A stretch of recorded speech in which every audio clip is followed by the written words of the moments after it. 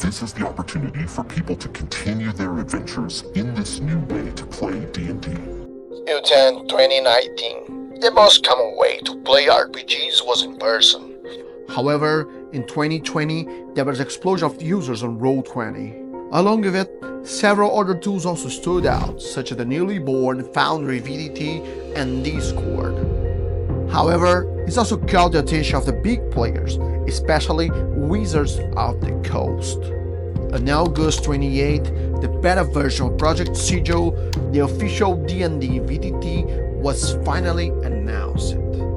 This will definitely change the way people are introduced to the game and make everything more democratic.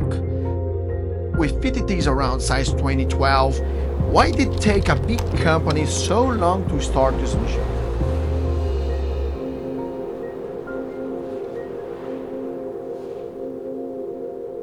The trigger that definitely pushed WoTC to invest in a VTT was the huge success of Baldur's Gate 3. Do you want to see raining cash again? It's natural for any company to take time to react to market trends, whether due to slow decision-making, lack of vision for innovation, or simple risk management. After all, doing this in 2015, for example, would have been much riskier than now. According to D&D Direct, Project SIGIL is a digital platform for playing Dungeons & Dragons in a 3D virtual tabletop environment. It offers tools to create scenes, characters, and adventures using 3D miniatures and terrain pieces, integrating with D&D Beyond to make character and map management easier. The goal is to make the game more accessible and immersive while keeping the creative essence of traditional RPGs. It's quite a promise, huh? Especially considering it's a 3D sandbox. If they succeed and deliver what they're promising, has everything going for the compete and become the #1 VTT on the market. But Project SIGIL lacks the main ingredient for the success: the foundation to build a community. Just take a look on Foundry VTT, for example.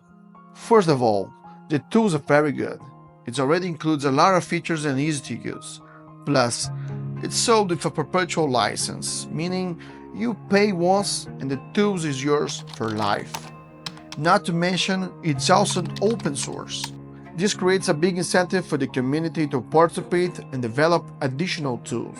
The downside is that to play multiplayer, you have to host your own server, which requires some patience and knowledge. But I'm sure you can solve it with your YouTube tutorial.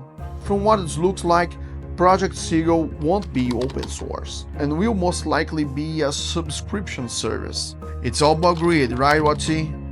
Look, I know it's a company, and the company have to make profit, but let's be honest, right? I'm tired. And I think our generation is tired of this trend where everything is a subscription, everything is a service, everything ends up being just a rental to boost the company profits even more. I truly hope I'm wrong, because I want the Project SIGIL bring positive changes to RPG world as a whole. That opens more doors and bring more people to the hobby. That's inclusive for new generations. By judging by the company's history and the controversy of the OGL 1.1, but it's hard to have hope in times like these.